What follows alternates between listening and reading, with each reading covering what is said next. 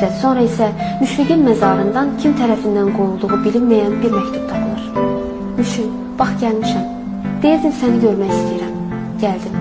Yadındadırmı söz vermişdin ki, nə vaxt görüşsək saqqız alacaqsan mənə. Səni almaq qismət olmadı, bax, mən aldım səni. Darıxıram sənin üçün. Səsin, gülüşün getmir qulaqlarımdan. Səni heç vaxt unutmayacağım. Həmişə gecə yuxusuzluqdan şikayət edirdim. İndi rahat yatmışım. Sənsizlik ağır idi. Amma bilirdim ki, yaşayırsan. İndi daha ağır gəlir sənsizlik.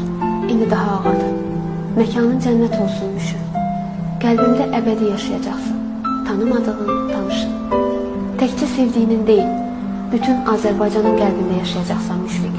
Ruhun şad, yerin behişt olsun.